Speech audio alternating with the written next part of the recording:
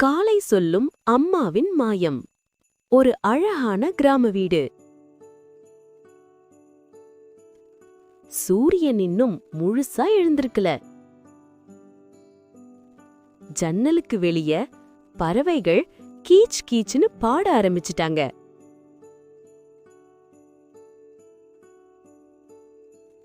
அந்த வீட்டுக்குள்ள அம்மா லக்ஷ்மி மெதுவா எழுந்து நிற்கிறாள். அம்மா லக்ஷ்மி ரொம்ப சுத்தமானவள். வீடு சுத்தமா இருந்தா மனசும் சுத்தமா இருக்கும். இதுதான் அவளோட நம்பிக்கை. முகத்தில் ஒரு இனிய புன்னகை. காலை சுத்தம் சந்தோஷ ஆரம்பம். அம்மா மெதுவா வீடு முழுக்க சுத்தம் பண்ண ஆரம்பிக்கிறா. தூசி தூசி போ, வீடு வீடு சுத்தமாகு அப்படின்னு சின்ன பாட்டு பாடிக்கிட்டே சோஃபா, மேசை, அலமாரி எல்லாத்தையும் துடைக்கிறா. வீடு முழுக்க நல்ல வாசனை.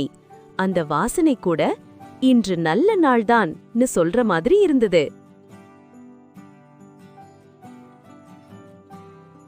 கடிகாரம் சொன்ன சத்தம்.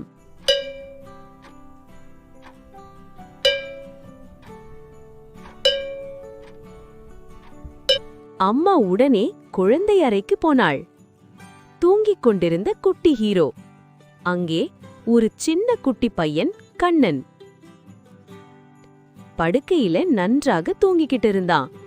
கம்பளத்தை கால்ல சுற்றிக்கிட்டு கனவு உலகத்துல விளையாடிக்கிட்டு இருந்தான். அம்மா மெதுவா அருகில் உட்கார்ந்து சொன்னாள், கண்ணா, சூரியன் எழுந்துட்டான், பறவைகள் பாடுது, நம்ம நாளும் எழுந்துக்கோ.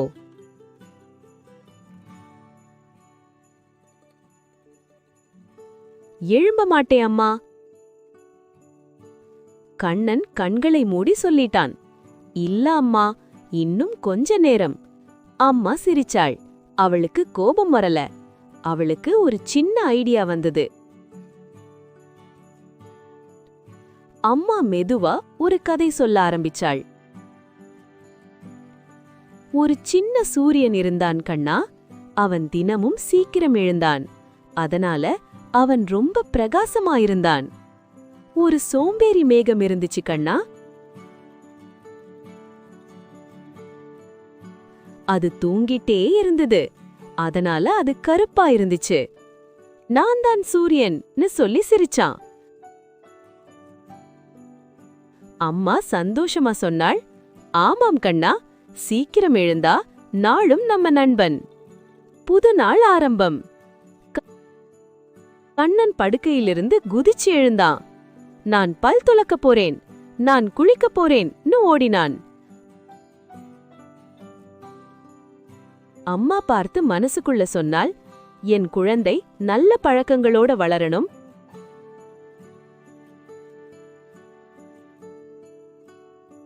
அதுதான் எனக்கு பெரிய சந்தோஷம். கதை சொல்லும் கருத்து.